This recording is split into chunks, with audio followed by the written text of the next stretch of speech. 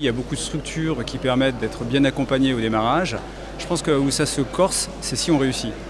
Voilà, là, ça devient un petit peu plus difficile. Parce qu'aujourd'hui, c'est quand même réussir, ça commence à être un gros mot en France. Et là, ça devient peut-être un peu compliqué. Beaucoup de personnes aujourd'hui se disent mais pourquoi se défoncer? Quand on entreprend, c'est parce qu'effectivement on a un projet, c'est un projet de vie personnelle, c'est une véritable aventure personnelle et on a envie de réussir. Ça c'est de la palissade. Mais réussir, ça veut dire donc bien vivre dans son entreprise, partager aussi donc avec des gens et aussi capitaliser.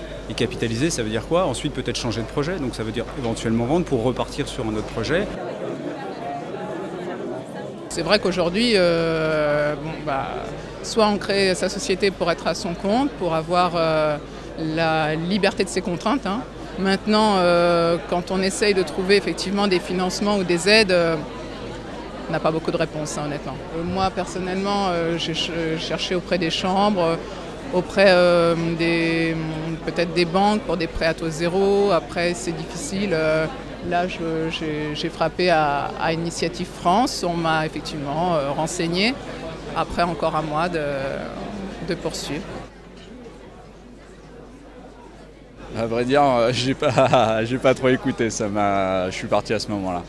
Voilà. Trop de paroles qui n'aboutissent pas en général, donc voilà. Il faut qu'ils aident, il faut qu'ils trouvent des moyens, il faut qu'ils se bougent, ouais, parce que nous, on se bouge tous les jours. Et c'est vrai qu'on n'est pas toujours soutenu, quoi. Aujourd'hui, on a un tissu économique qui est d'à peu près de 80-20. On a 20% de très grosses entreprises, 80% de petites et moyennes entreprises. Aujourd'hui, on sent vraiment que l'ensemble de l'Éloie est vraiment orienté vers ces grosses entreprises qui savent faire du lobbying, qui savent évidemment aller là où il faut pour se faire entendre, alors que les PME, aujourd'hui, il n'y a pas vraiment d'écho. Et je pense qu'effectivement, il manque vraiment une véritable écoute auprès de l'ensemble des PME, des petites structures, des artisans.